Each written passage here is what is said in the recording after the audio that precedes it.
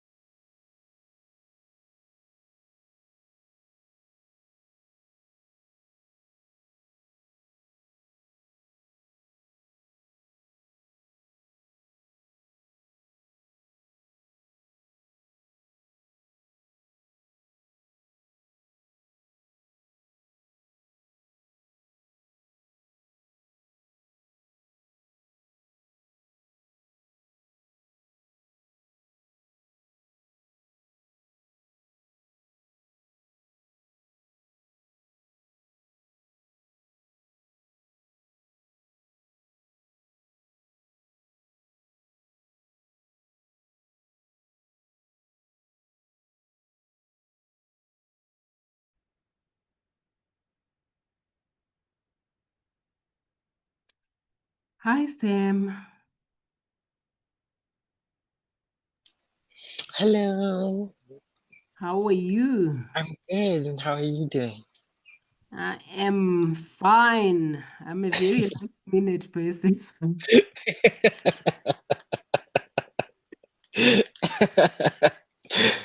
I know you struggled a bit to find the link, Yeah. but I'm Well, glad I you were phoned able Ma'am to. Jane, and I knew she would have her things in order, unlike me.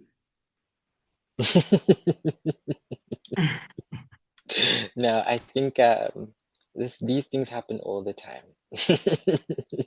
Yeah, they do, but it always works out.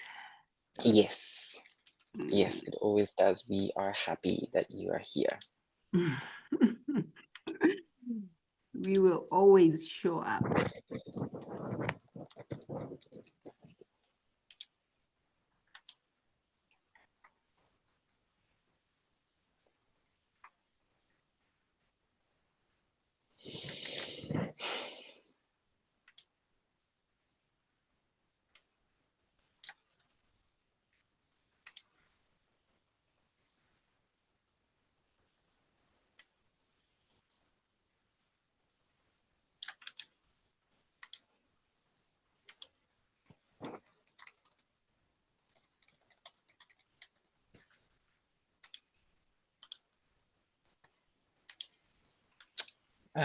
Okay, I think it's safe to start. We are 5 minutes past the time. As I said, good morning to those who are just entering. Good afternoon to those who are in other regions. Thank you so much for joining us today. My name is Sam, and I'm delighted to be hosting this series brought to you by Taylor and Francis and the Agricultural Research Council of South Africa. I would like to take a moment just to introduce the partnering organization. Taylor & Francis is a leading international academic publisher with over 200 years of experience in advancing knowledge across sciences, social science, and humanities. And our collaboration partner, the Agricultural Research Council of South Africa, is the country's premier agricultural research institution, established in 1990, and it conducts research for the agricultural sector, focusing on sustainable practices, food security, and rural development across the continent. Together, these organizations recognize that women are not just participants in Africa's food systems, they are drivers of innovation, adaptation, and transformation from soil to sea. Now, the reason why you're here, the pilot of this two-part series is designed to shine a spotlight on a critical yet overlooked reality. Women are at the forefront of shaping Africa's food systems, from fields and livestock to fish ponds and market, yet their contribution frequently remains invisible in research, policy, and practice. Today's pilot brings together an exceptional panel of voices, farmers, researchers, legal experts, and policy leaders to explore both challenges women face and the remarkable innovations they're leading across the continent. So today's webinar is going to talk about women in food systems, from crops to fish ponds, shaping research, publishing, and policies. We'll talk about the frameworks, traditional knowledge, and innovative agricultural practices that are converging to create new opportunities for women across the diverse food systems. Before I introduce my panelists, I would like to just go through some housekeeping. Your mics and your video will be off during the session, and we have dedicated a time at the end of the panel discussion for you to be able to ask questions. But if you have a burning question that you might forget, please put it in the Q&A chat box. We would really like to hear your opinions and voices and questions.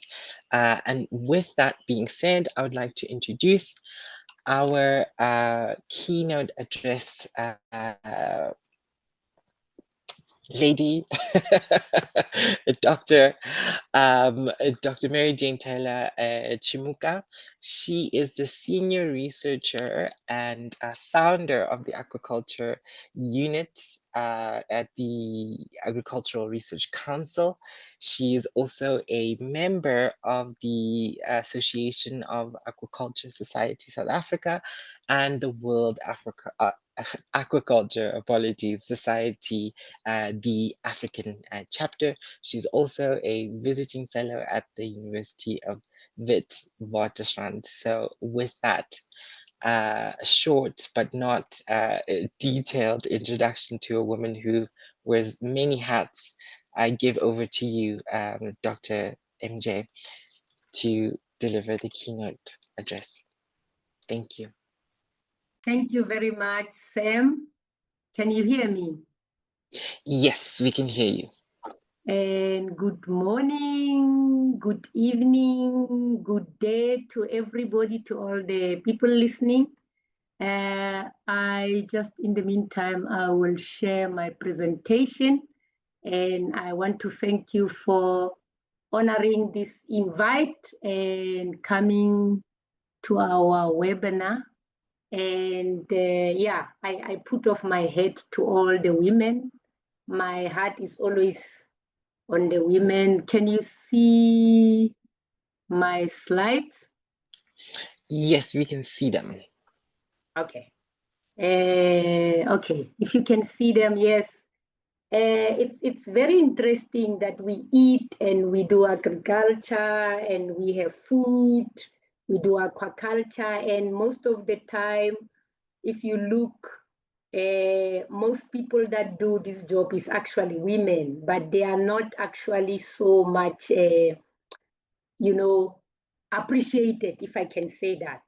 So as it has been said already, yes, I'm a member of, I am from Agricultural Research Council, and in my, I don't see this thing is standing on the way here. Yeah, I manage the unit which I found. And if you look there, 70% of my staff members are actually women. And also I'm an honorary researcher at the University of Witwatersrand. I do mentorship of students, MSc and PhD, but again, most of my students, 70% of them are actually women, and they are female. And I'm also, the portfolio I have with the Aquaculture Association of Southern Africa, ASA, is that I have equity. So that's why women are always on my mind.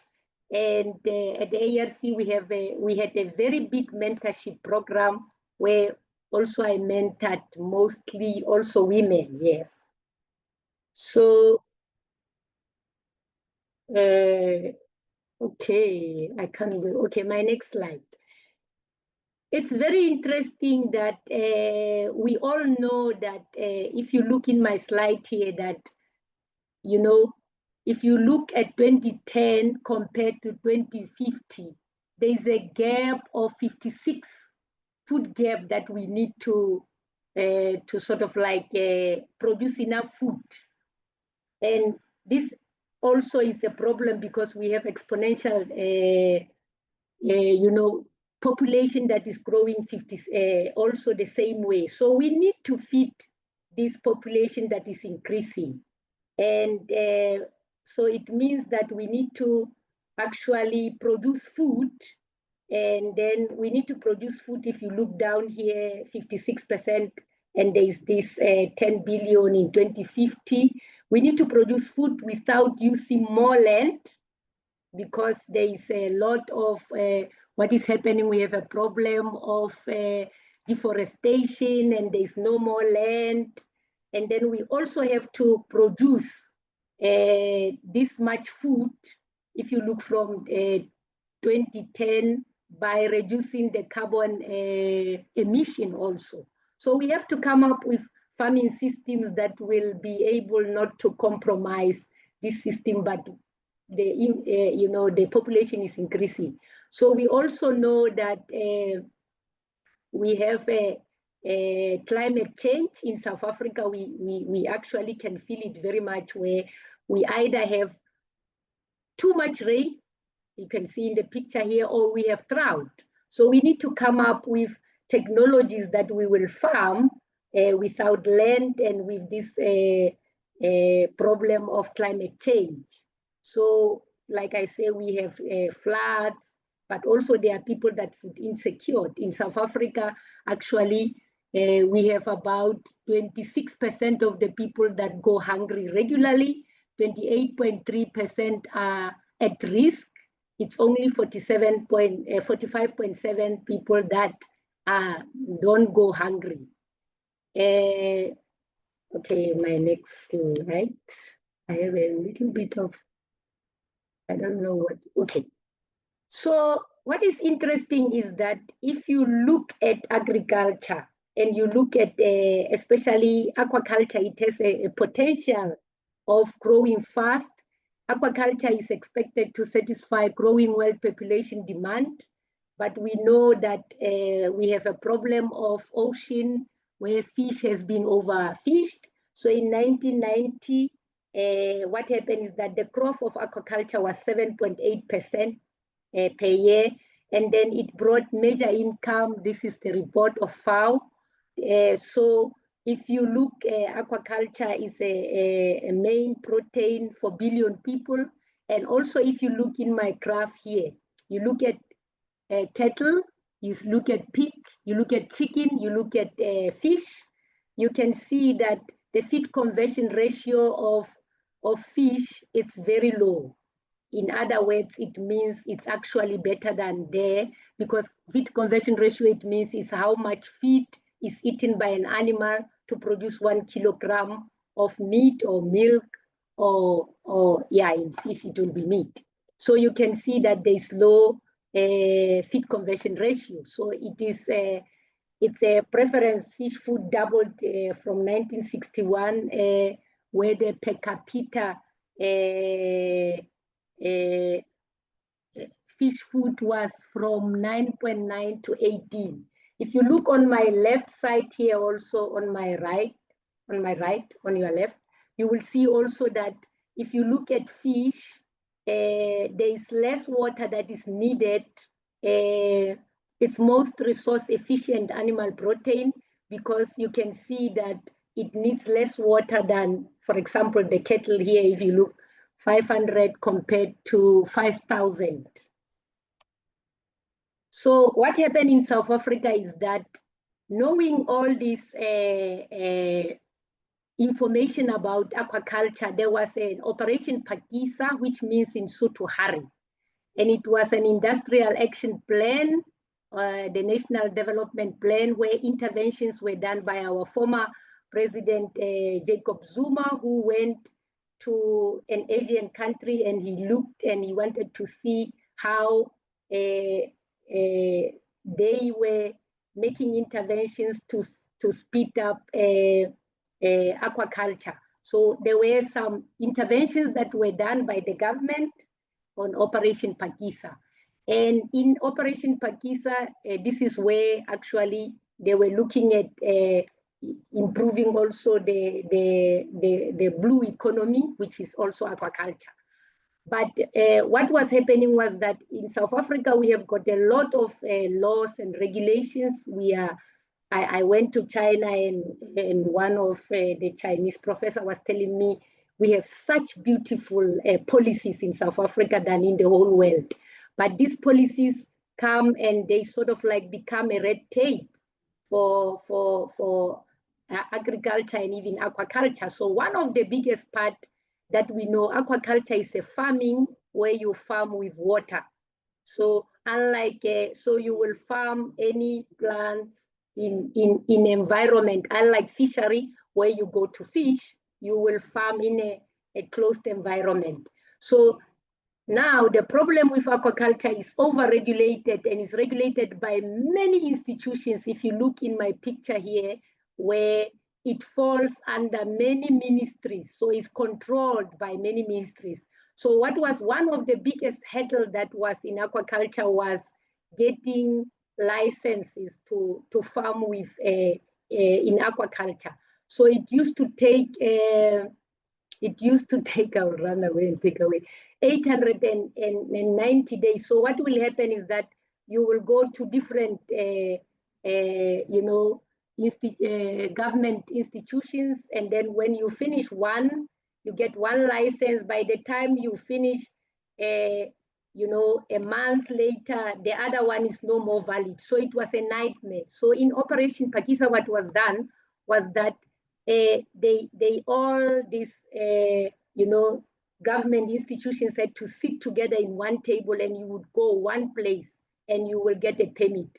And one of the problem in aquaculture, because it's farming of water, is a water license.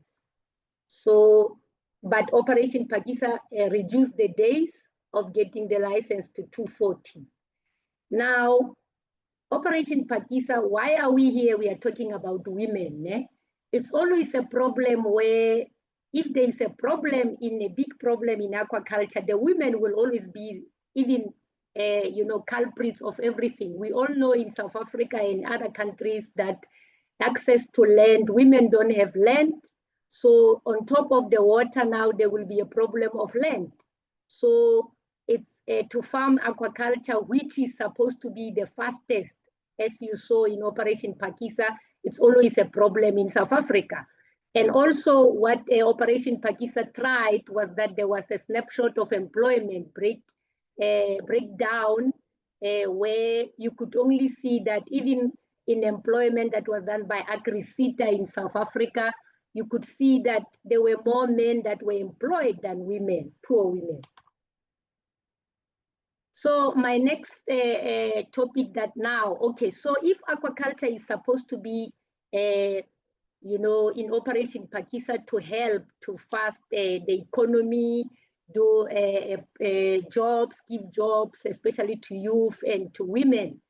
But now it's a farming where you farm in water. So then it's a bad idea because we have drought, and we also have high when evaporation in South Africa. So then it meant like it's a paradox. Then we farm in water, but then we have to speed up Operation Pakisa, but then the water is a trouble. So we needed to think of farming systems that can help to speed up everything. And also South Africa as a government, we have a problem where there are funding that the government gives, but now because of procurement plan, it's slow all the activities. So as ARC, what we decided to do is that we are coming up with interventions like aquaponics, and we are trying to see whether aquaponics can be a leapfrog technology. So we are promoting viable, sustainable, and conventional food production systems to increase the local economy. One of the things that we are doing here is an expandable aquaponic system that we have started. Even actually, finally, we are giving it to the farmers. Okay, let's talk about aquaponics. What is aquaponics? It's an innovation where there is food system, there is fish, and so in aquaponics, you have got aquaculture where you grow fish, you raise it, of course, in environment, a controlled environment, and then you also have hydroponics, which is in Latin, growing plants without soil.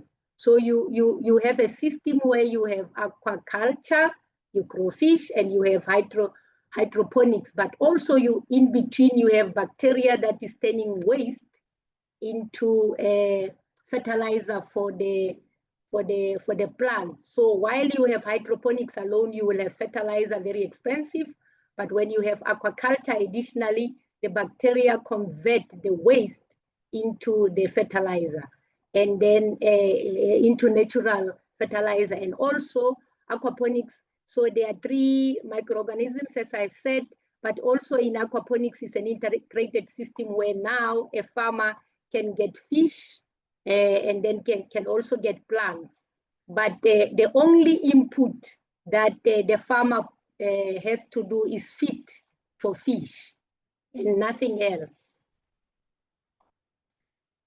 Also, let's talk about the space, because it can be done in backyard, small places. You don't need big land. And also, if you look compared to conventional growing, you can have 60,000 plants cultivated versus in aquaponics, you can have 345,600 in a hectare.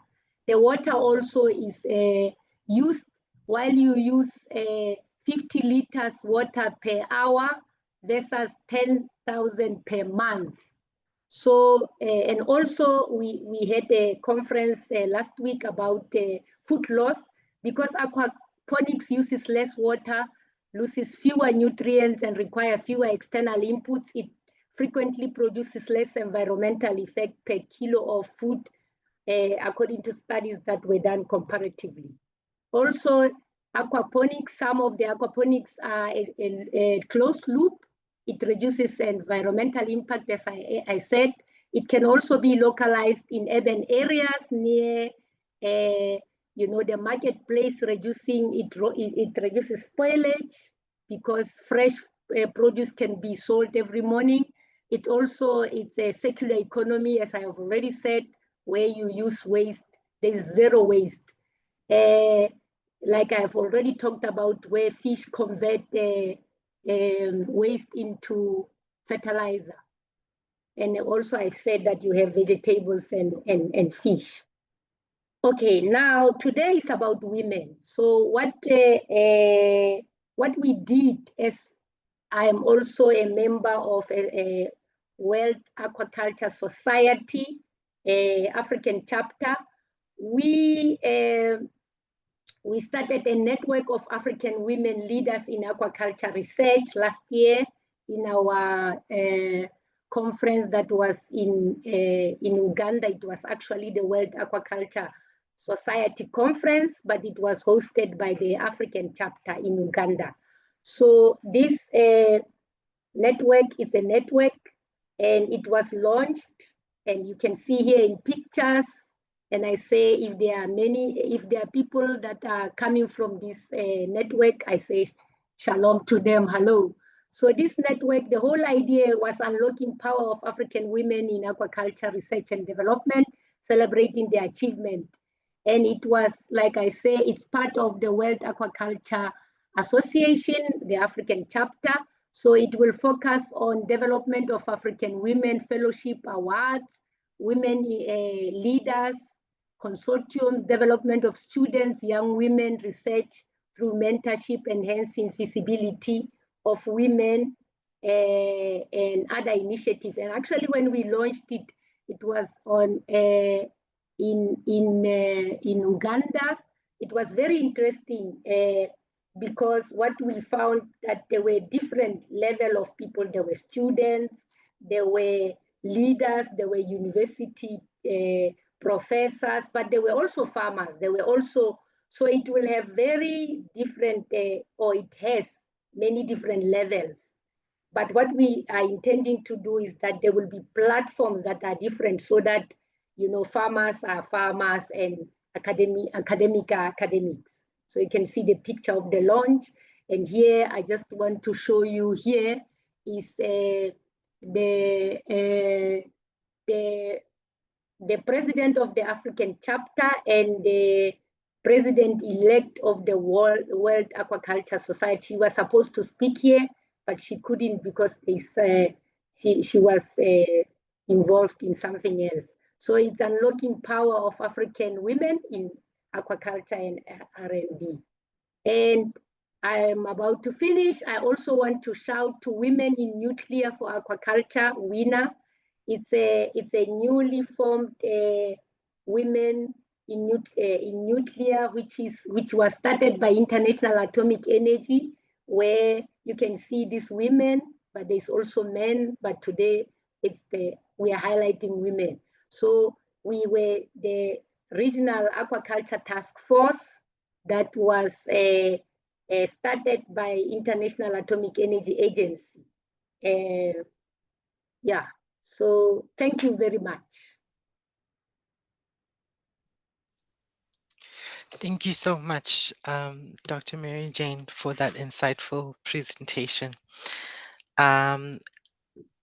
I would also like to take this opportunity to let everyone know that Dorothy is also not able to attend today as she has been struck ill, but we wish her a speedy recovery and perhaps she'll join in the next one. Moving on to our next distinguished panelist. Her name is Amanda Klabashe, and she is a Sangoma with over 25 years in practice.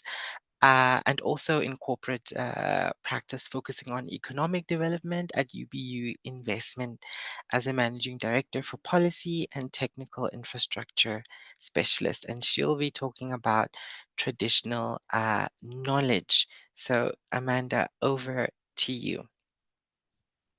Thank you very much, Sam, and greetings to all the participants and to my fellow panelists. So for me, I'm not a researcher. That's why I don't have a very detailed. I don't have a presentation, so I'll speak a little bit. And I think when we talk about this women in agriculture, and if you go back into traditional knowledge, one of the gaps, and I think all of you would have seen that really frightening statistic about South Africa and the number of people who are going hungry. And if you are paying any attention, you would have also seen that we've actually still continued to lose children due to malnutrition, which clearly then says that there's a little bit of a gap, whether it's a policy gap or what other problem that there is in terms of, one, I'm going to say accessibility to nutritious food, and including nutritious indigenous agricultural products. And why I speak about accessibility is that before the advent or the arrival of white maize, Africa was abundant in sorghum, which not only is it climate resilient because it's an indigenous crop and therefore is able to adapt to whatever is happening in our particular, in its home climate, but is also metabolically much more fit for purpose for human consumption.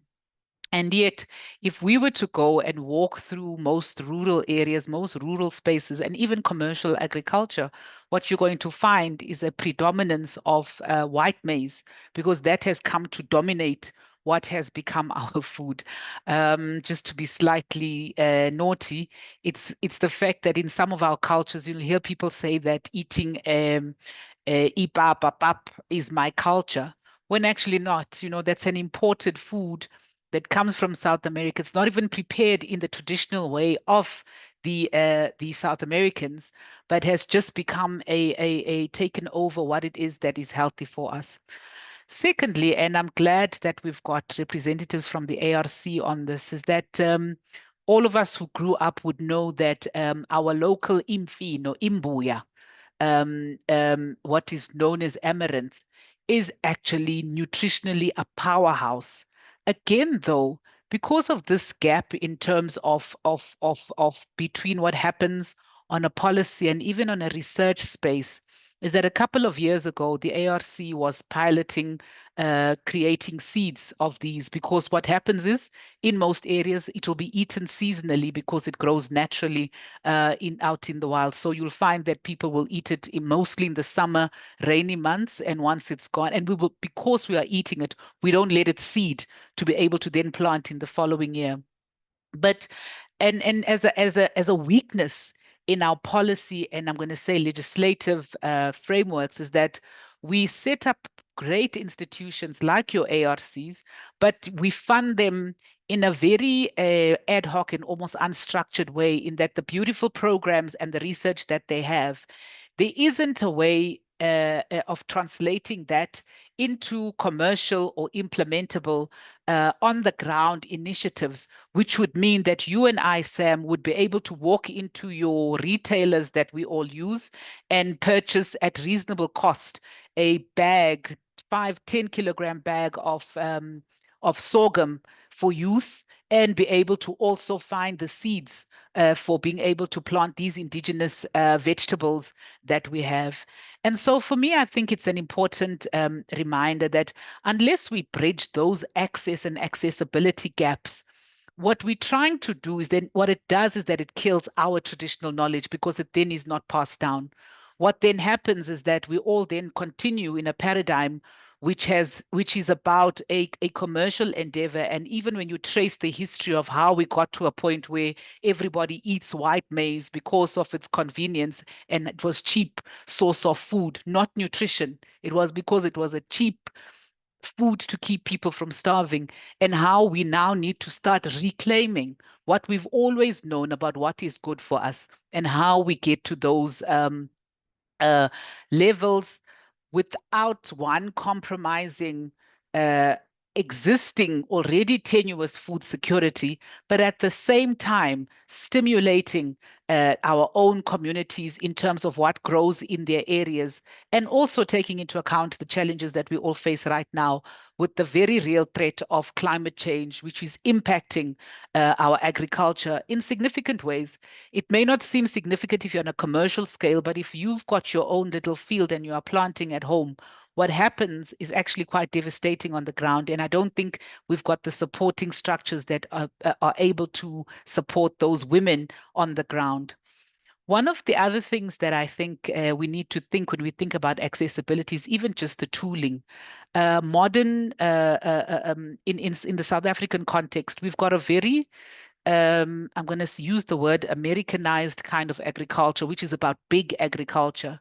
Whereas we also need to be flipping our head, right, and looking at territories and countries that do agriculture in a way that aligns with our small holdings in the rural areas, with our small plots, which you find a lot more in smaller countries in Europe, even in Japan, where they've even adapted that you get small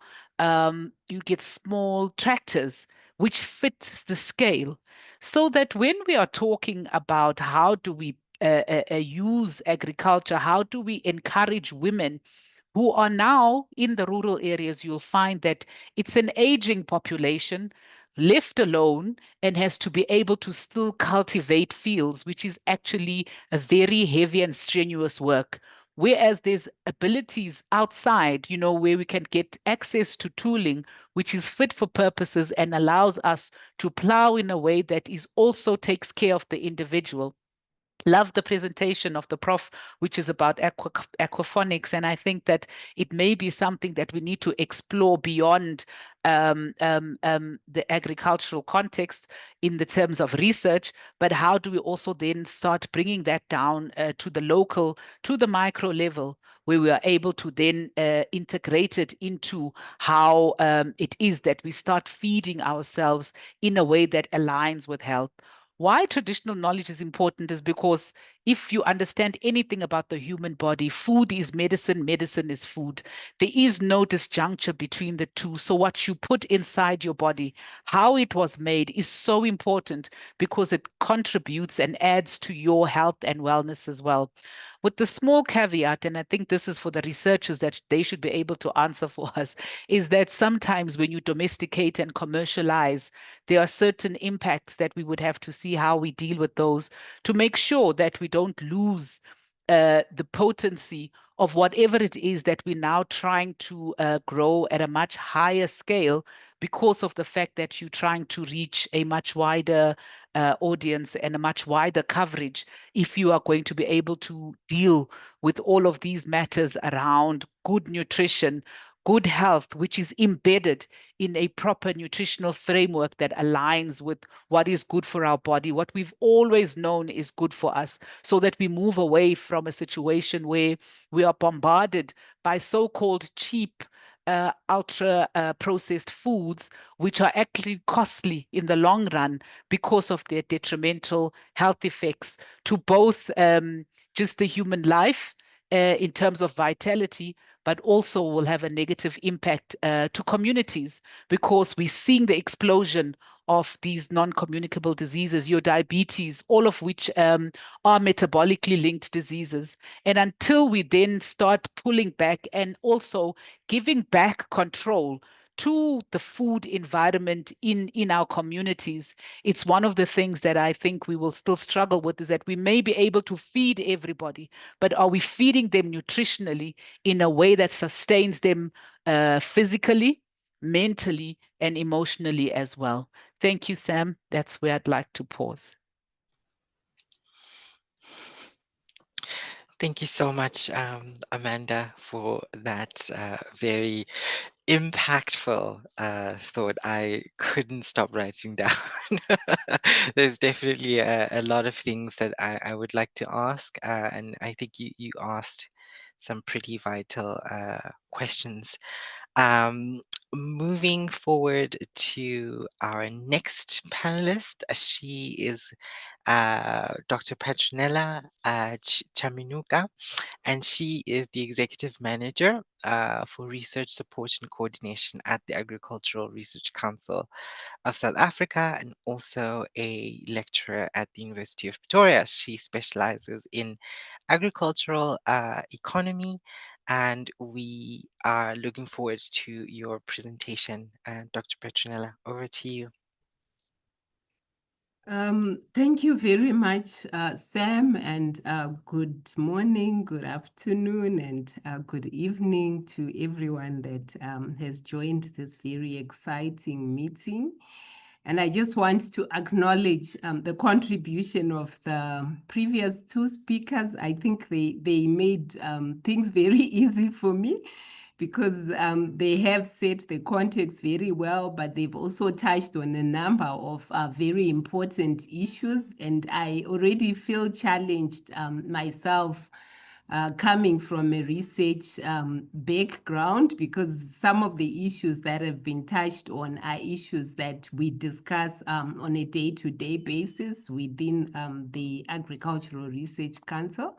So I will also, I was also writing a lot, like Sam, and some of the insights that have been shared, and what we're going to continue sharing in this meeting is information that I'm sure will be very useful for our researchers in the Agricultural Research Council. So my presentation is going to touch on two specific issues, which is just putting forward some ideas, a bit of provocation as well in terms of how do we shape research and publishing so that we are able to address the gender issues in agriculture and also achieve the sustainable development goals. So the way that I've structured my presentations are just very high level. Why gender in agriculture? Why is it even an issue? And then I'll tell you a bit about the Agricultural Research Council, where Dr. Mary Jane also works. And then I will say not specifically just for the ARC, but what we deliver as research or science, technology, and innovation and the gender implications thereof. And then I will also just put a few ideas on the table in terms of how we integrate gender. And because this is kindly hosted by Taylor and Francis, I will end this with some final thoughts about publishing vis-a-vis the topic of today. So just to start, there is what is called the gender gap. It doesn't only exist in agriculture, but in agriculture, it becomes very pronounced, particularly... Petronella, sorry to interject. Your presentation is not on present mode. So the button right at the bottom. Okay, this one. Yes, the one that looks like a computer. Okay, is it now on presentation mode? Are you using two screens? Yes. Must I disconnect the one screen? Yes, I think you chose the wrong screen. Okay, I hope if I pull off, I'm not gonna... Is it fine now? Not yet. Now we're seeing the one that you are supposed to see. So I think you are choosing the wrong screen again. Okay, sorry about that. Let me just share again.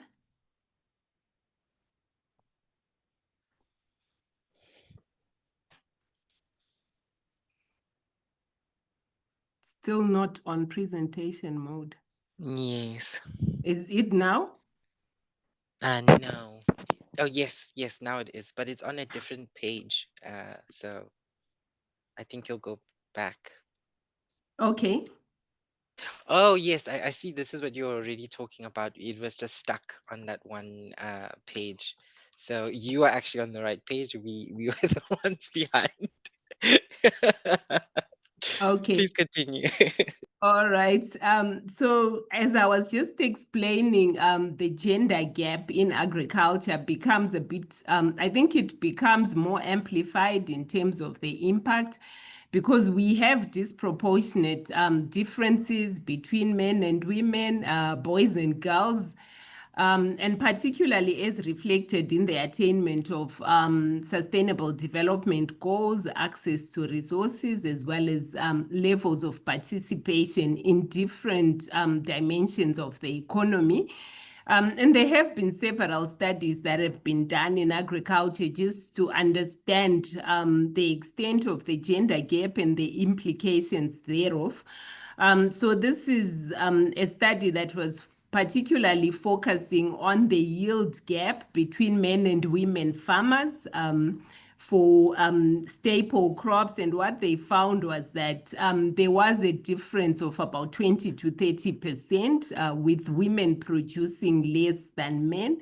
And part of the reasons to that were mainly actually the difference in the use and also access to production resources by women. And in this case, particularly fertilizer. So you can see that if we are able to address these constraints in terms of women's ability to access land, to access credit, to access agriculture, then we would actually be able to address or eliminate that yield gap. And then there is a report for those that are really interested in understanding at a deeper level the issues and the status of women in agri-food systems. There is an FAO report that was launched a few years ago. And then there's another one that was specifically focusing on the status of women in agri-food systems in sub-Saharan Africa. So it becomes more detailed in terms of our part of the world. But basically, the key issues are that if women had access to the same resources as men, agricultural production around the world could be increased by 20 to 30%.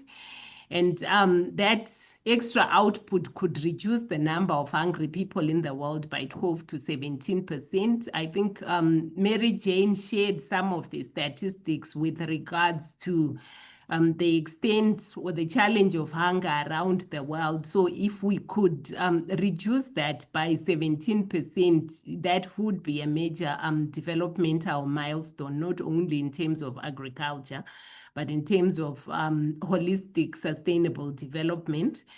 And that study also found that, with the same resources as men, then women are able to produce even more than men in some instances. So this is definitely presenting a compelling case why we should talk about women and in agriculture, but also generally in science, technology, and innovation. So having said that, I will share a bit just about what the ARC does in relation to our contribution towards sector development, but also recognizing the critical role or the fact that a huge percentage of our clients in rural areas are actually women, particularly when one looks at smallholder agriculture. So we conduct research and innovation. We do skills development, smallholder farmer training, training of entrepreneurs in rural areas. We also have a number of interventions where we do technology transfer to advance agriculture and food systems resilience for sustainable agriculture. So we are a key player in terms of the agricultural space. And we have a nationwide footprint in South Africa, as well as also on the African continent and beyond, a number of partnership projects that we implement. Within the ARC itself, about almost 55% of our researcher components, so the scientists, are women. And we are doing quite well, but of course, there's always room for improvement. But when one looks at the fact that globally, about only a third of the science, the people in science are women, then you see that there's still a lot of progress to be made. And then within South Africa itself, the Science and Technology Indicators report that was released 2024 by the Department of Science and Innovation found that just about 43% of the people in science, in academia, are women. Whereas the population, of course, has a greater proportion of women. So there's still room for improvement there.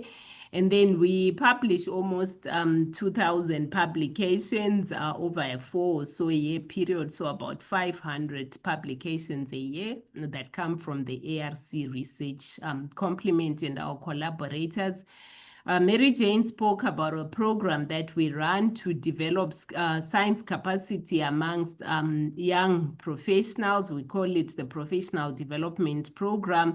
And that program graduates about 150 students a year. We do not give degrees, but we work with universities in terms of postgraduate training programs. What do we do? What do we deliver to the sector as an organization? Firstly, I will just touch on a number of key delivery areas, but not in full.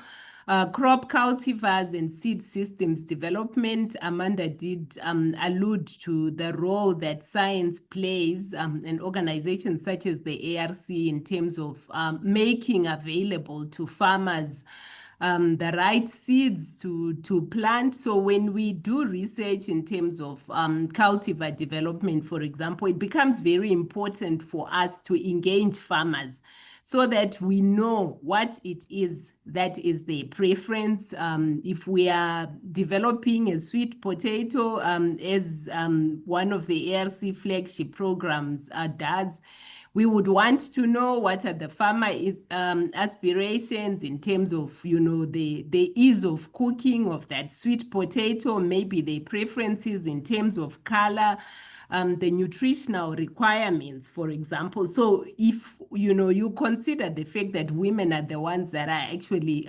using this and, the custodians of food and nutrition within the household, then you can see the importance of us engaging women in terms of the work that we do for developing breeding crop cultivars and seed systems development.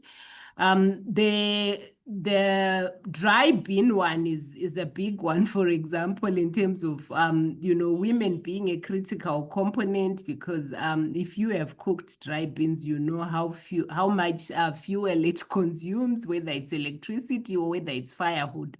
So if a breeder is to engage women, then one of the things that they will definitely say is breed for us something that doesn't require so much time in terms of cooking. So that also then emphasizes the importance of, women being involved in terms of decisions and research programs.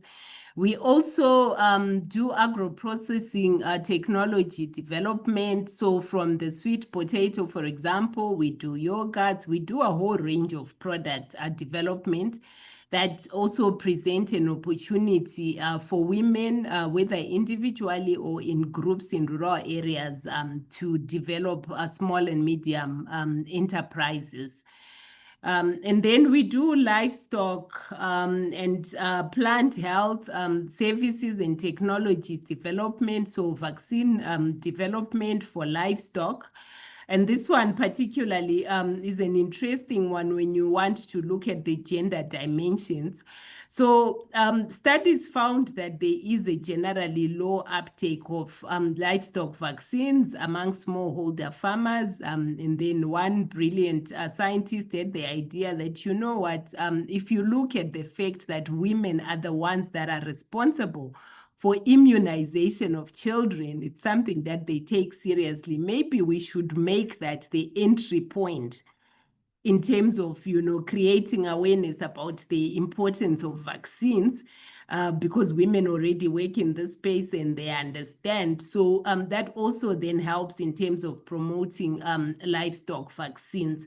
And then we also offer a range of diagnostic and analytical services for farmers. Another one that we do is the farmer training program. So we offer a range of training programs for farmers, whether it's in climate smart agriculture, livestock development. We have what we call the Kawana Fatsoya de Homo livestock development program, which really helps in terms of improving smallholder livestock production in the country. Quite a significant number of the farmers that we work with are women, and we consistently trying to improve the participation of women in those programs. And then also irrigation advice and solutions. And then renewable energy, we do work around biogas, for example, which is something that would have a significant improvement in terms of the quality of life for women, given how much in some areas how much time women spend looking and collecting firewood. So this work has a lot of relevance in terms of improving the lives of women in rural areas and youth as well. So it is really important for us when we do this work to have the right frameworks, the right capabilities to mainstream gender in research and innovation. I'm just sharing there some of the products from our that sweet potato that ARC has developed. And this slide actually touches on what Amanda was saying about the technologies that we develop. If you take amaranthus, for example, you know, those indigenous technologies, we would want to science to deliver technologies that are affordable and that are able to be adopted for the improvement of lives of women. So I will now just quickly move into how do you then integrate at a high level, you know, gender issues into research. So firstly, we need to look at how we design research and development interventions. If we want to integrate gender there, then we need to do it differently. There must be promotion of multi, inter, and transdisciplinary research projects, because you rarely find somebody that is trained as a breeder, that is trained as a socioeconomist, that is trained as an agronomist, or that is trained as a gender specialist in one academic department at a university. So it means we need to work in teams in terms of how we design and implement research projects.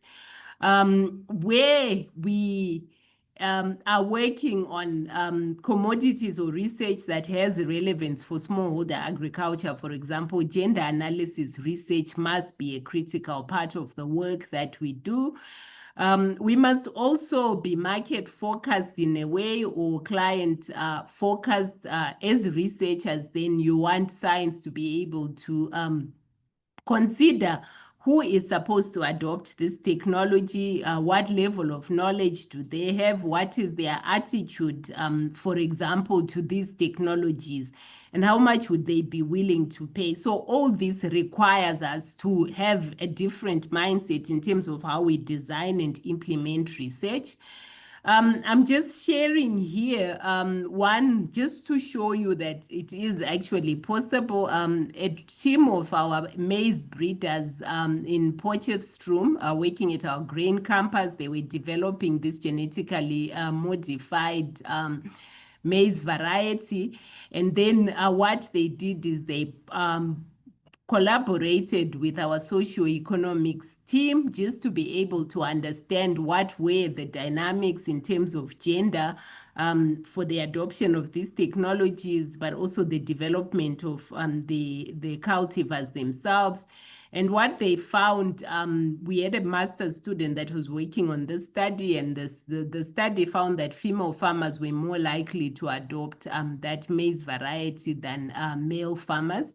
And then elsewhere, it has been found that, for example, women farmers, because they are the ones that are involved in terms of preparation of food and also the selection sometimes of what food must be eaten, they have specific preferences in how they would prefer attributes of food to be. I gave the example of the dry bean, for example, that if you engage women in the breeding process, what you will get is different from maybe if you just don't engage them or you engage men.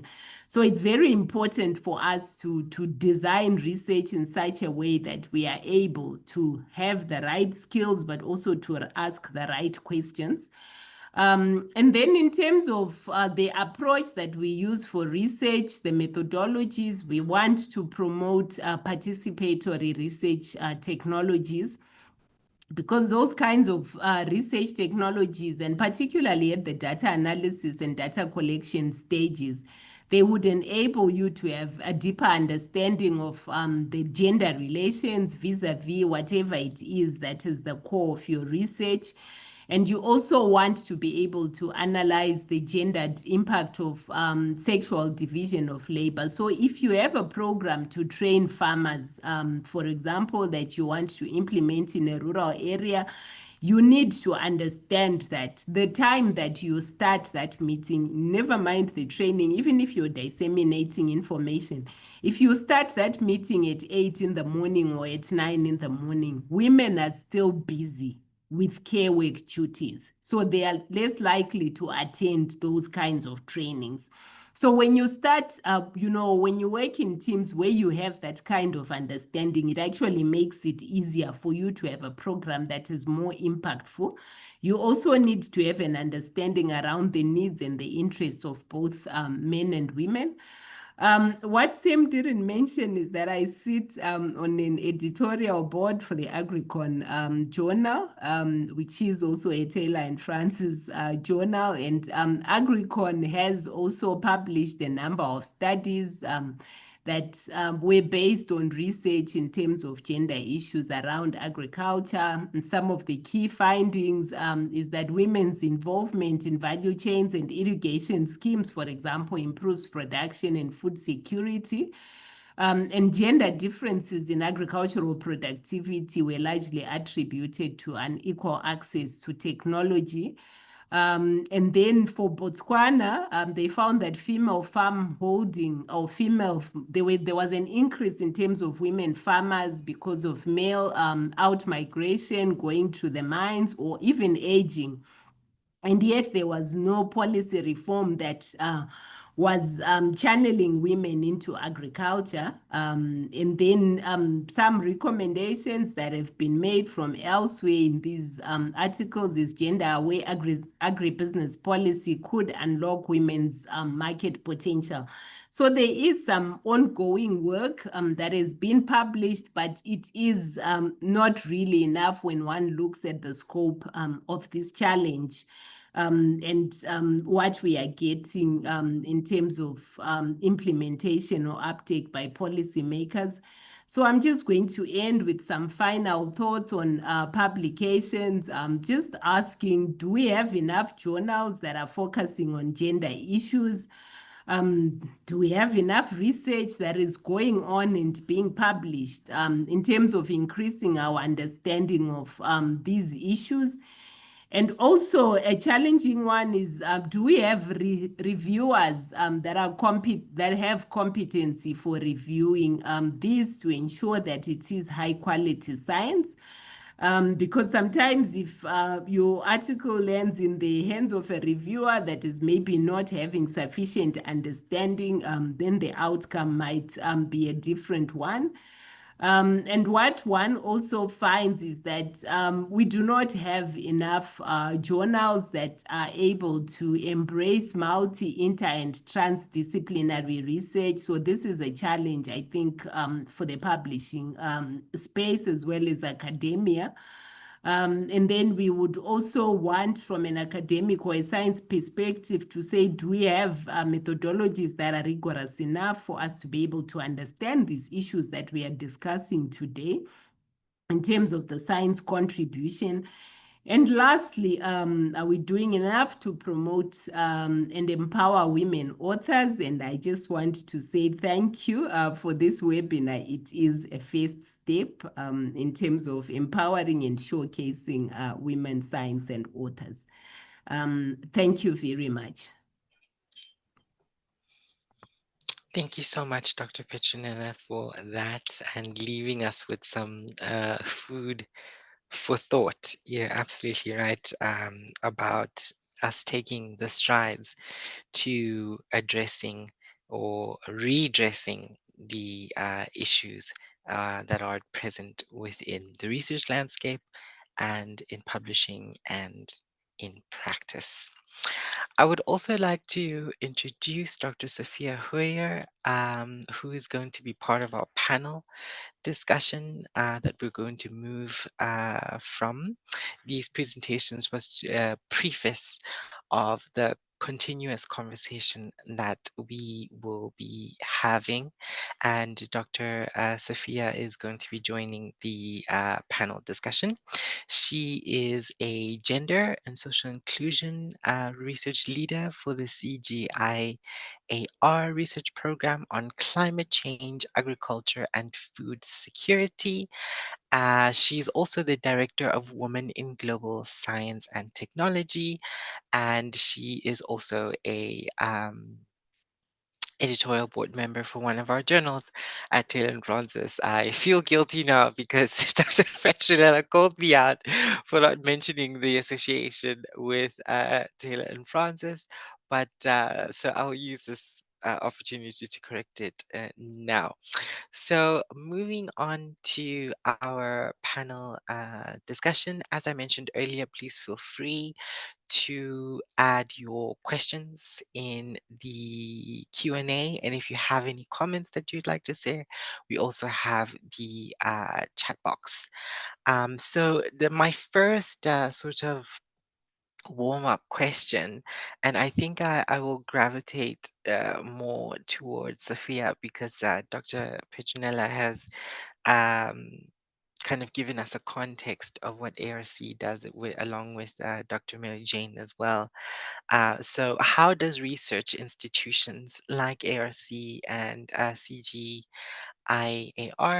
design participatory apologies, action for research to ensure that women are co-designers and not merely beneficiaries? Okay, thank you. Thank you for the introductions. Hello to everyone, and thank you very much for including me on this. I'm honored to be part of this very prestigious panel, very eminent panel. Yeah, I work with, I'd also like to congratulate the Agricultural Research Council on your work with women and targeting women's interests in terms of nutrition and processing. It's really impressive. And at the CGIAR, we do some of that as well in different ways, particularly in relation to the program that I've been involved with. We have very much worked in multidisciplinary teams that have the strong natural science focus on agronomy and soil science and improved seeds and so forth and technologies, but also the social scientists who work in participatory approaches, who consult and interact with women, but also with youth. And in some of our projects, we're starting to work as well with persons with disabilities. And so it's really, really important to understand the different constraints and differing situations of people in communities, as well as their access to resources. And so, we've been working, for example, with women producers in Ghana, and it was Zambia, I believe, where in relation to climate impacts. And so we've been working with them to identify crops, often indigenous crops, so like sorghum, cowpea, sweet potato, all crops that you're all familiar with that are indigenous and hardy and able to deal with some of the differing impacts and situations of climate change. But we are also finding that many of them, more marginalized or less integrated people in the community cannot afford them. They either don't have the money to access the seeds or the fertilizers or the land, suitable land to grow the crops on. And in one community, we found that there was a group of women really interested in growing some of these new crops, especially cowpea, but they didn't have any money. And so what we had to do with them was we developed a collective savings organization with them called Village Savings and Loan Association, where they could access microcredit as well as have a bit of a revolving loan situation where people would share their resources. And in this way as well, they needed pesticides but couldn't afford the chemical pesticides, and so went back to neem and developed a biopesticide and learned how we helped them learn how to develop a biopesticide out of neem. And so it's the socioeconomic analysis, as Dr. Chamanuka said, is very, very important in terms of understanding the different groups that you're working with and their different needs and their different access to resources. So that I would say is almost the most important thing. The other thing that we're doing is we're working with extension agencies in the different countries. My program is working in 6 countries. 3 countries in West Africa, Mali, Ghana, and Senegal, and then 3 countries in East and South Africa, Zambia, Ethiopia, and Kenya. And in all of those countries, there are differing gender issues in terms of religion or culture or environment or food systems such as pastoralist or crop production. But what we're finding across the countries is that the extension systems are still quite male dominated. And this may not be true in South Africa. I've seen you have a very high percentage of women agriculture professionals, but in many other countries, not only in Africa, but around the world, extension agents tend to be male. And so they have less understanding of the differing constraints or situations or opportunities for women and youth, and may not understand how they can identify or meet those needs. And so one of the things that we have been doing is building capacity with extension agents and extension programs in terms of gender issues to take into account, potential ways to address them, and potential solutions. So I don't want to go on for too long, but I'll leave it at that for now. But thank you very much for these presentations. They've been very informative. Thank you, Dr. Sophia. You touched on a few important points, economics and access to money and land. And I think that is an issue that women are facing globally, especially in the global south. So thank you for that introduction. Are there other constraints that the panel can think of that you'd like to mention and highlight, and perhaps that you are working to overcome within your respected field of work and study? So this question is for anybody in the panel.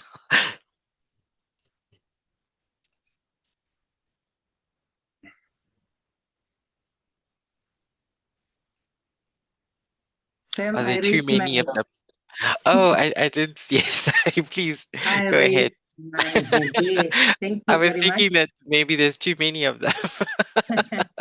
No, I'm actually very, it was very interesting to hear the panel. Everyone touched, what we need to do as a researcher. And one thing that I'm beginning to do is with everybody, Sophia, Dr. Petronella, Amanda, everybody.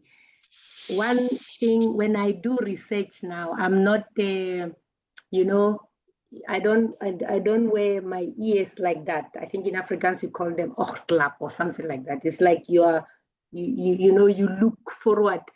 Now, I think multidiscipline, I think that's what one, I can't remember who talked about it, is very important. And socio-economic, and you can see also when you look for funding, because ARC, we have to look for funding for research.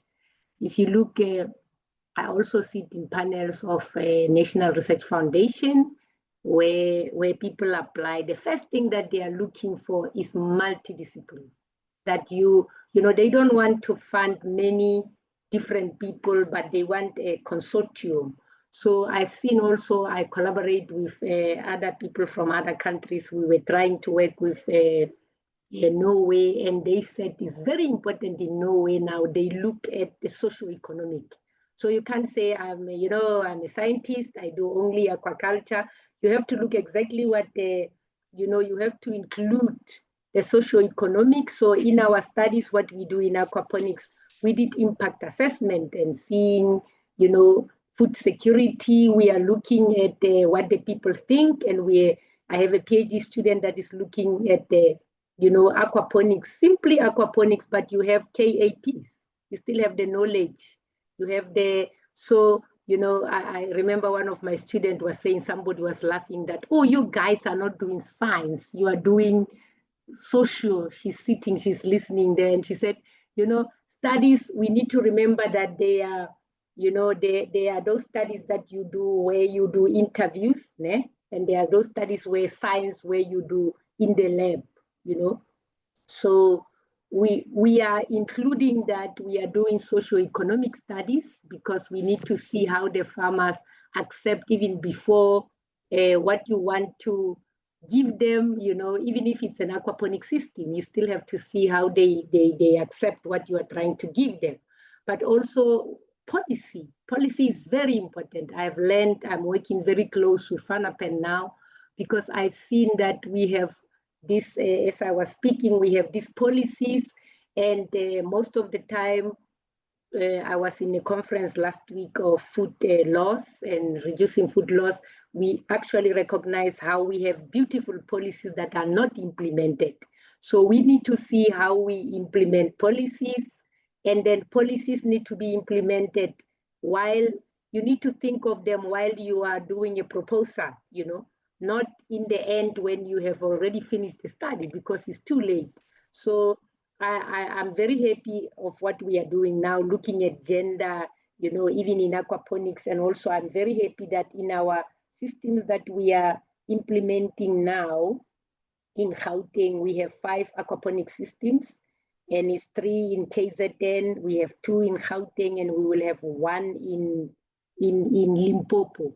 But the one in Gauteng, one of them in Tshwane, it's actually for disabled people, and we are so happy. And the one in KZN, there's women. So we take that into consideration, that we need to look at this and try and help and look at gender, and it's not only that it's men. Yeah, I'm happy. I'm going to finish now, but I just wanted to ask, can I ask a question to Dr. Chaminuka? And I want to know, her being a manager, high level at ARC executive, I always get bothered about women and men in our study. ARC, we are doing very well. I remember our CEO was very proud during the women and said, oh, now women are more at ARC than men. But what I want to know in management, in payment also, is it reflecting the same way? Because when I started that women leader, I was like, we work, I am with my colleague who is a male, and I am a woman, but I will have these things that I have maternity leave. So although we started together, he will go higher quicker because he doesn't have to go and take maternity leave. I have to take a maternity leave. I have to, when the child is sick, who stays at home? I have my husband, and he's a nice husband. I hope he's listening, and he helps with the children. But most of the time when the kids are sick or something happens, who stays at home? Who remain in the career? He's a professor, and he got his professorship long time ago. So you could see that he was excelling because, yes, I'm a mother. I think it's the situation in the families where in our career, I'm looking at Dr. Chaminuka, what happened? You will always be a little bit step behind your partner or behind your colleague at work in the same level. I just wanted her to tell us how is it there up in that executive space. Thank you. Now I'm gonna stop. Thank you. All right. Can I go, Sam? I had wanted to come in with a few points. Now I've also been put on the spot. So I just want to pick up on an issue that Sophia raised, particularly around, maybe just amplify the constraints in terms of access to information. Information is gold. And if you don't hang out in the right networks, or you are not, able at the end of the day to go and gather, excuse me, at the village meeting point or at the bar. And for a woman, for example, in some areas, the dipping of cattle happens very early in the morning, like 5, 6 a.m. That is the time that you are preparing the children for school. So whatever information is being shared in those circles, you're actually not able to access it. So that is one of the other biggest constraints that you find, that women, because of many confounding factors, they do not have equal access to information as men. And then also there's some cultural barriers that are associated with that. And then the second one that I want to emphasize, which links to some of the issues that Dr. Mary Jane raised, is what we call time poverty. women spend a disproportionate amount of work doing paid and unpaid care work duties. So as a result, in terms of, you know, the amount of time they are able to dedicate, then even in agriculture, it becomes less.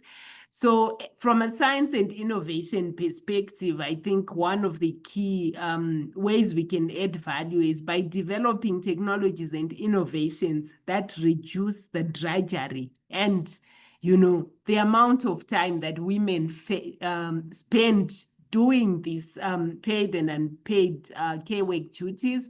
I know quite now a number of funding, international funding agencies, particularly the IDRC, they consistently are putting out, you know, research program calls that address these issues. So if we want to implement a development program, can we incorporate in that a small baby care center, for example, that would allow women to participate in gainful employment because they know that part is taken care of.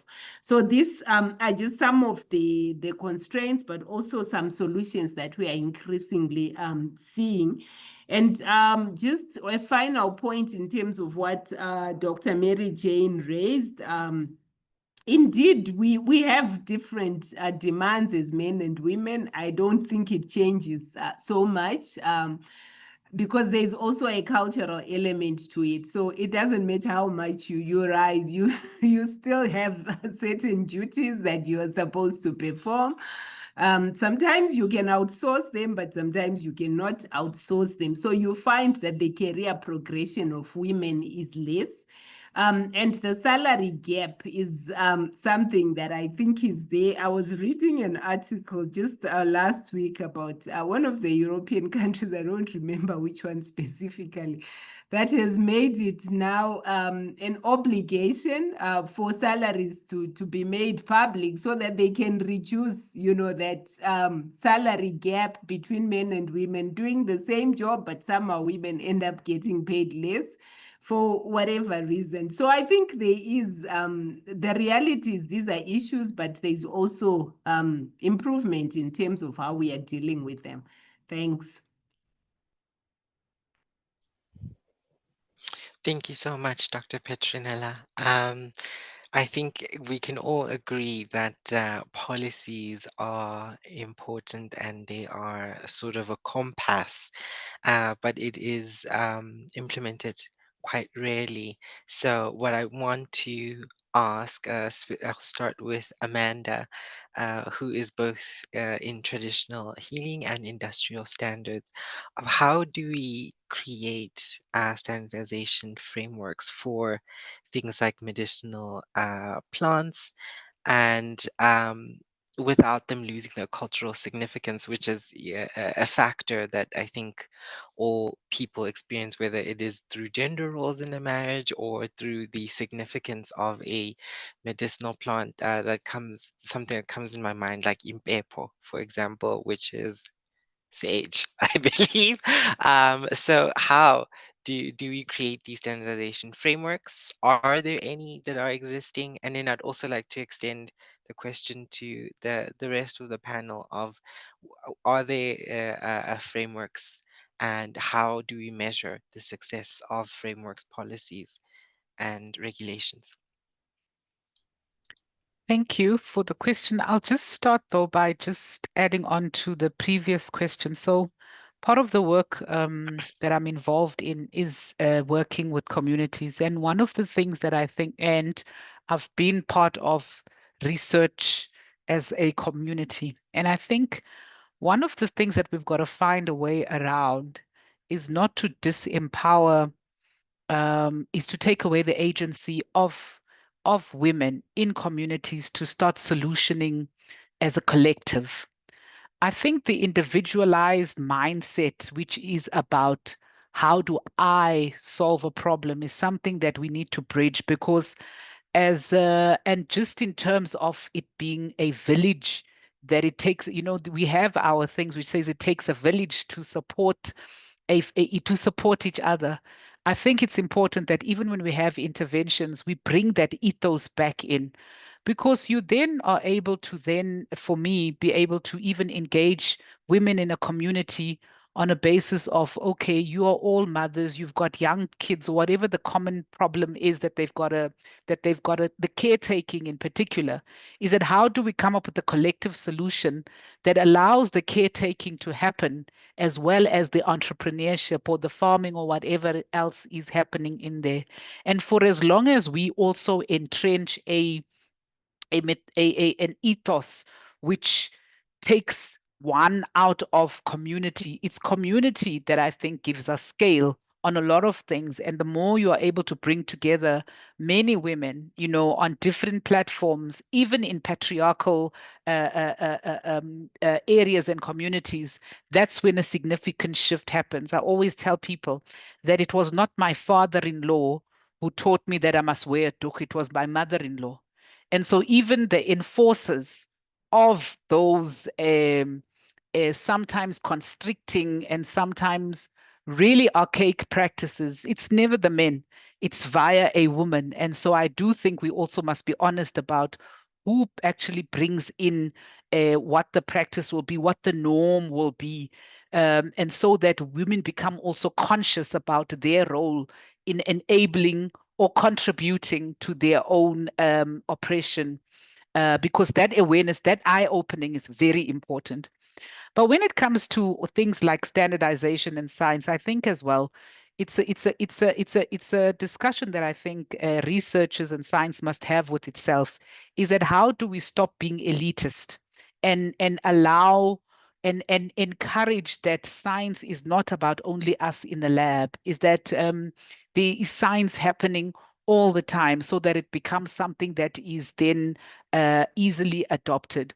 What I find is I used to work for the South African Bureau of Standards a few years ago, and we started a program with traditional healers to standardize traditional medicine.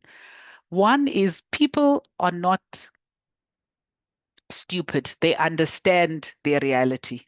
So if you speak to traditional healers, as much as we will tell you that a wild crafted medicinal plant is better than a cultivated one, the reality is we are facing extinctions, we are facing shortages. And so, in a solution orientated paradigm, everybody will want to know, so what can we do to solve the problem we are facing? And that's how we could get traditional healers around the table. Standards in all of that requires you to build a proper stakeholder community so that it doesn't end up being stuck in a particular elite paradigm, but you get it into the ground. And that's hard work. That's definitely hard work. It's expensive work. And I have sympathy for the amounts of the proposals that have to be written where you must justify why there's so much community engagement. I mean, I think Prof. Mary Jane spoke about somebody saying they're not doing science. But if you can be in your laboratory, but if it's not adopted by the people on the ground, then I don't know whether it's impactful science, even if it's the most highest end. And so that requires a sort of thinking from the design phase that allows you to think, yes, we're going to follow this process, but how do I make it such that a 5-year-old can understand it? I mean, when you think about the genesis of even all of our scientific exploration, it was just ordinary men and women in their backyards who built their own telescopes, who are explorers in their own right. And I think we've got to start encouraging that in each of us, is that actually you be the scientist in your area and we'll meet you with the technology, because that for me, I think is where it's important, is that how do we upgrade what is already there?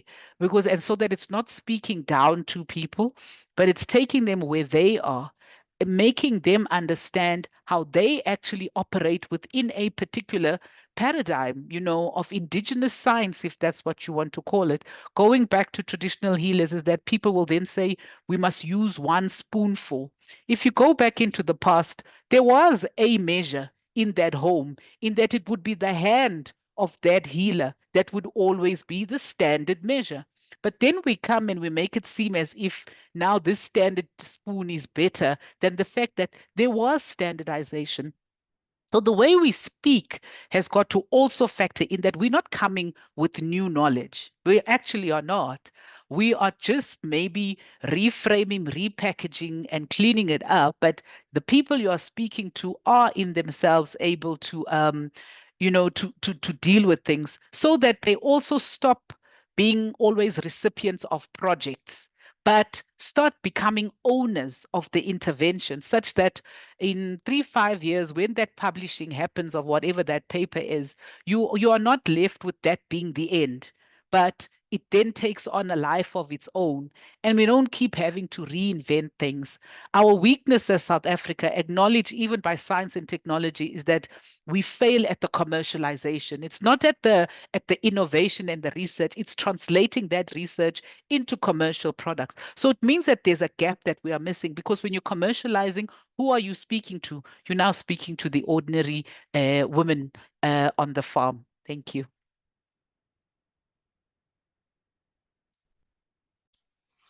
Thank you so much, Amanda. Would anybody else like to contribute? Yeah, I wanted to just talk a little bit about the importance of supporting women in decision-making and leadership at all levels. And I think in different countries, there are different ratios of women involved in politics and in parliament, and some countries have quotas. And other countries do not. And, what we found in our work in farming communities is that promoting women to participate more actively in decision-making around production, so in producers' organizations, in cooperatives, in the village savings clubs, on village committees, water management associations, is a really critical part of ensuring that these organizations and associations become more inclusive, they become more democratic, and the needs of more people and perspectives and priorities of more people in the community are reflected and entertained, or listened to. I just lost my thought. So we've also found, we found too that women forming in some cultures, it's more appropriate for women to form their own organizations that are separate from men. And so we found in Ghana, in one community where there were a group of women farmers who were widows or single parent households who had access to land. They were given access to land by the community. So there was land set aside for them, but they didn't have any say in the use of water or the allocation of water rights or things like that. So what they did with our group was they decided to form a women's farmer association for the community, made up about 10 to 15 women farmers who provided support, mutual support with each other, talked about what their concerns were, talked about potential solutions, but really importantly, they then had one or two representatives who could go to the meetings, the main meetings in the village, which were exclusively of men around the agriculture and the water management. And they were accepted now as representatives of the women farmers. And so they began to have more of a say in the decision-making around the community, in the community. And what was also interesting to see was that it was starting to expand beyond just agriculture and food production, but they participated in village meetings, and two members of this association spoke in public for the first time about their concerns and their issues without prompting or without being requested to. So I think whether you do that by applying quotas, whether you do that by targeting more women as representatives at different levels. So for example, in India, there's more women in municipal politics because there is a quota system for women to be part of municipal politics. Rwanda, of course, has quotas at different levels for participation of women. So I think that's a really important policy issue that can help to, promote women to have more voice and to be able to express their concerns and priorities. This is slightly different, but connected. I think when we're talking about targeting, there needs to be more, I think, attention to targeting women as well in different sectors. So for example, banks should be encouraged in different ways to target women as recipients of loans, or to target or to set up women's funds. And in some countries, there are women's banks. EcoBank in Africa has quite a few programs in different countries for women and for youth. And so I think there really needs to be a way of encouraging or targeting women and youth with access to resources and support for their enterprises, for their livelihoods. And then again, as we've seen in research and academia, and I see the award program was mentioned, there really does need to be focusing and targeting more women in the agricultural science and in related sciences. A few years ago, our program had a program for a fellowship program for PhD students in climate sciences. And we very much targeted 50-50% of both young women and young men. And of course, the quality of the research wasn't affected at all, and the quality of the outputs. And these are just kind of straightforward, simple ways of bringing women's voices into more aspects of this world in different capacities and with different levels of knowledge and capacity to act.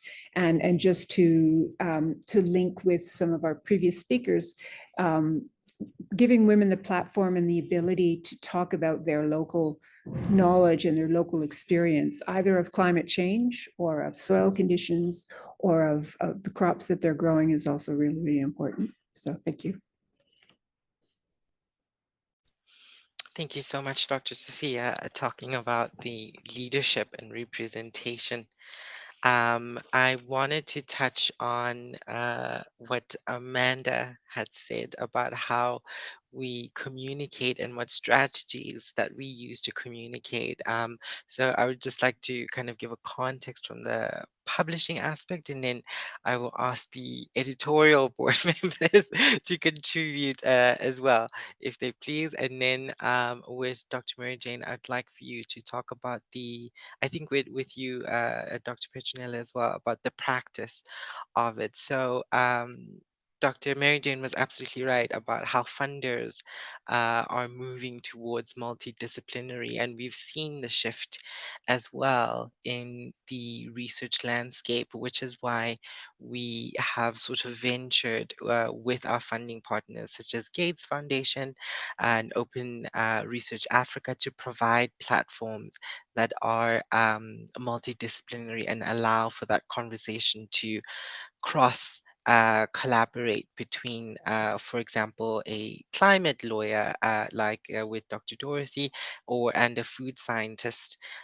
who might be looking into the dangers, what we've seen lately in the news, the dangers of manufactured mass produce with lead being found in them. So these are the kind of spaces that publishers are working towards and already have in place to induce that conversation to continue, and also the social economic impact that Amanda spoke about as well, that funders and the end user are constantly, looking for information in an age of misinformation. There's never been more an important time for us to depend on, researchers and knowledge production to be able to inform us, to be able to make the right decisions, which is why, Taylor and Francis and other publishers as well have teamed up with media houses such as the Conversation Africa. And what that partnerships entails is basically collaborating with researchers to write their impactful research, as Amanda said, to make it more accessible to the everyday person. I mean, it's something that I use quite often as well. If I can share a personal story, especially during COVID and when monkeypox became a serious thing that everyone was talking about. I'm not someone from a medicine background. I'm from social science, so some things may go over my head. But I found that through the initiatives such as the Conversation Africa and even plain language summaries that some of our journals offer, really give access to the insights that we need, not only to make decisions, but to be better informed. But I'd like to ask the panelists if there are any strategies for science communication that you have found have been successful to kind of put your point across with the everyday person or the everyday farmer. Dr. Petronella. Uh, Thanks, Sam. And this is very interesting. Really great job. So the point that I want to make about the strategies, I will start at the higher level in a way, then I'll come to the practical one, because the higher level point, I jotted it down when it was also linking to the issue of standards and standardization and all that. I think we need to look at the rewards and the incentives for people to start acting differently, for scientists and researchers to start acting differently. What are we measuring when we talk about a successful scientist? Is it somebody that is just published in Nature? Never mind. Well, maybe anyway, there is impact factor of the journal, and you can also check how many reads the article has had, but and also the H index and all that. But I think we now need to start measuring and incentivizing more than that. Universities, when I was in university in the past, we would have a certain proportion of your performance being what was called community engagement, but it was also not something that some people took seriously because the weight was so little, and you could always kind of get away with not doing it. So we need at the policy level, or within the science spaces, to start actually amplifying the importance of, science communication, the simplification of your message so that it goes out there, understanding that the target is not just an academic audience if you want to have impact. So within ARC, I like the conversation. Yeah, that's a great platform as well, but I think we need more like that.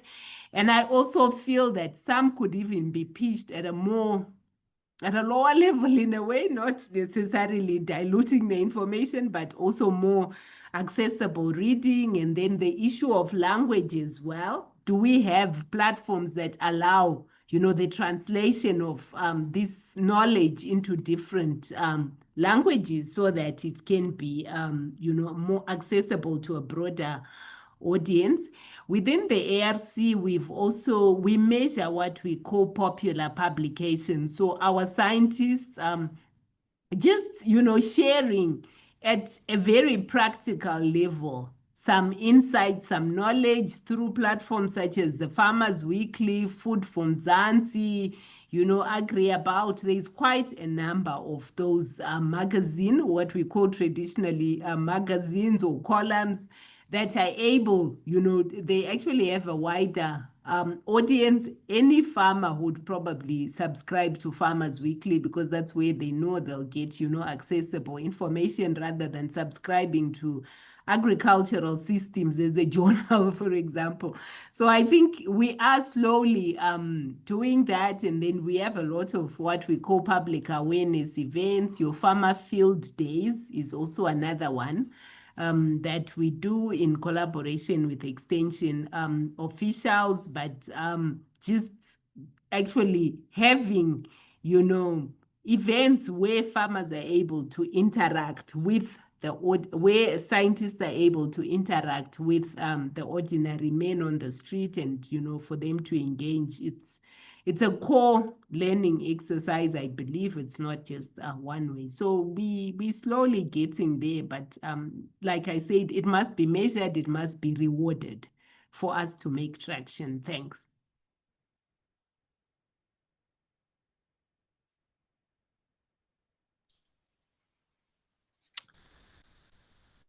Thank you, Dr. Petronella. Dr. MJ, would you like to talk about practice? A little bit more about maybe Pakisa? You're on mute. Pakisa, hurry. What can I say? Before I go to Pakisa, I was just thinking, as Dr. Petronella was saying, I want to ask about publication, especially Taylor and Francis, those impact factors. And there was a discussion here of reviewers. Do we have enough reviewers? And do we have enough publications? And what I wanted to know is that, there was this tradition at ARC, I think Dr. Petronella, where it was very important, like I say, where it was, I want to use the word, scientific word of these two type of researches. And my student is listening and he will help me, is qualitative and quantitative. Okay, so what I want to know is that there was a time where, as a researcher, you had to be rated by NRF at ARC, and you had to produce these publications. And then most of the publications that people were doing were more basic, like in the lab. Like I say, my husband is a chemist, so you take one tube, you take the second tube, and you get the third tube, and you just produce like that. He has even stopped doing that. He's a chemist. And now we are coming back to implementing, doing research that is applied, where it can come that this research is translated to the knowledge of farmers. It's a research that you work together with the farmers. You know what is it that they need. And you talked about the ARC kind of it's a beautiful study where actually it was like improvement of cattle, but now it's going into all the animals, where you work with farmers and you do studies that are focused. One other thing that we need to do, as you were saying, Amanda, is that, I was thinking about it. We always give farmers, women, subsistence farming. You know what I mean? Why can't they be entrepreneurs? So for me, I feel it's fine. Let them produce food, but I'm looking for models that they can produce something and they be productive. Okay, coming back to Operation Pakisa, which looked at aquaculture, the blue economy, to improve job creation, women, and the GDP and all those things. It had all those points, and I think it worked. And there were other minuses that it's not everything that worked well. But what I wanted to say again is that this impact factor, I know of journals. I think one of my students has some studies where we tried to do applied. She was looking at vegetables, and then for the farmers, where would they get more money in the market? And she was very devastated. She took it to a journal.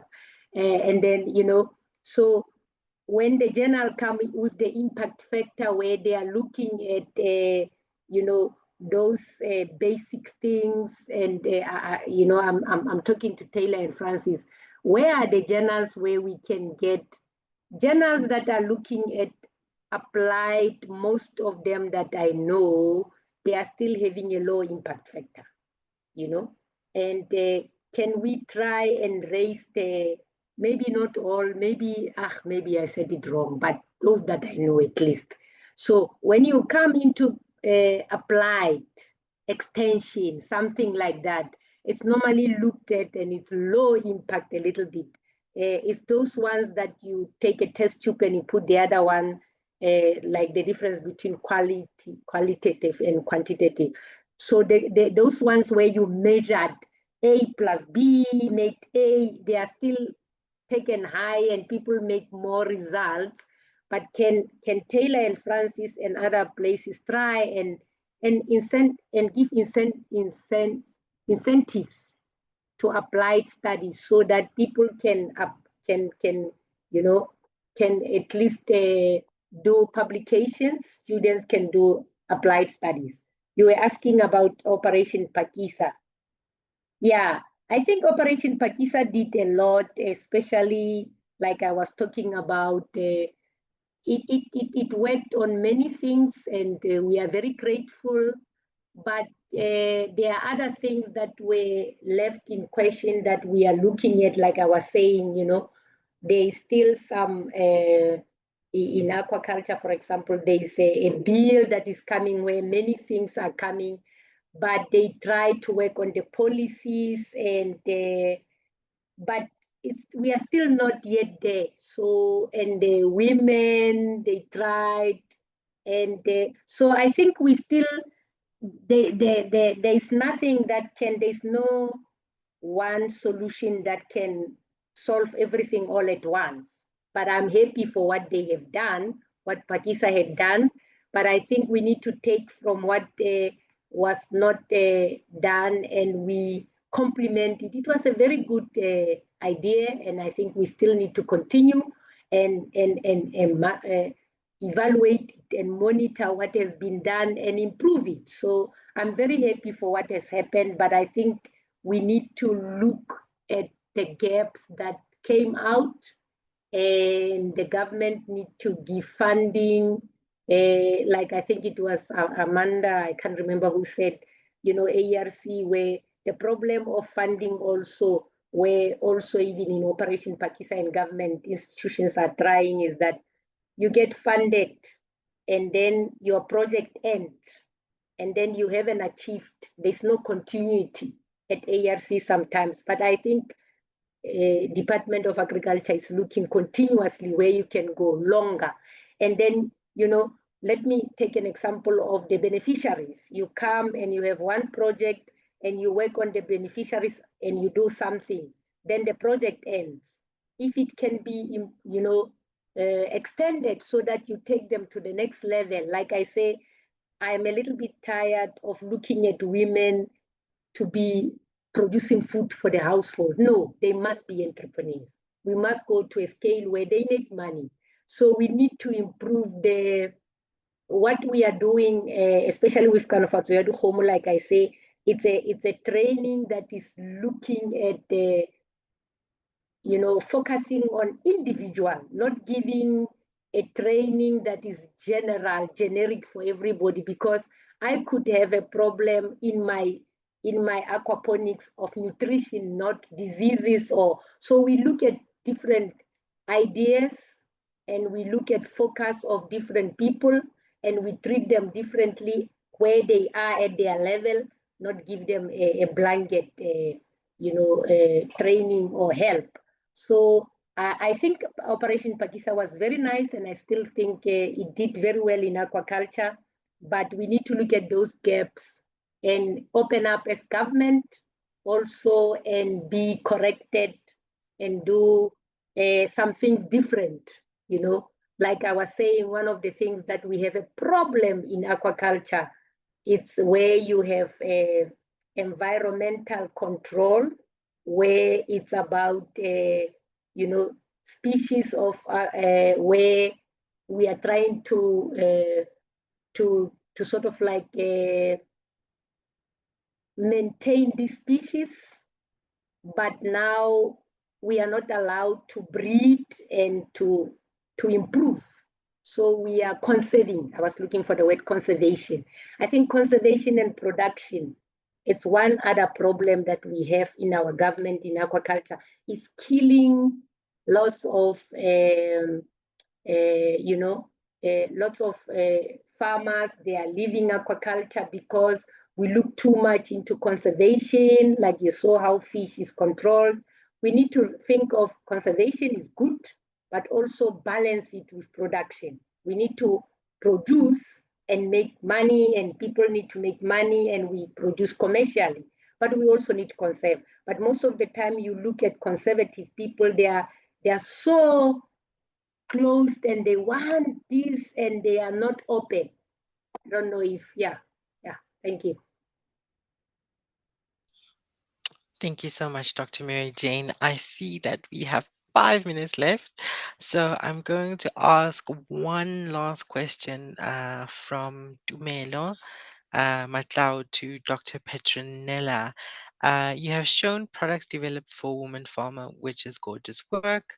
I don't think I've come across any of these kinds of products from small farms. I was wondering which markets do these products you develop go, and how is the demand from consumers? She also says, what are some of the challenges you might have encountered to trying to introduce these products into mainstream? I think she was talking about the slide where you were, okay. I see the nodding as confirmation, so I'll let you go. Okay, so just looking at the time, what I can say, Sam, is that these are products that are developed in cooperation with cooperatives, women cooperatives in rural areas. We've rolled these out. Our scientists have rolled these out in Venda district, for example, as well as around Gauteng. So I can be able to direct her if she's interested, but the campus of the ARC research campus of interest for this particular one is the vegetable industrial and medicinal plants, VIMP campus in Rhodeport, in Rhodeplat in the north of Pretoria, but she can feel free to reach out and I'll direct her. Thanks.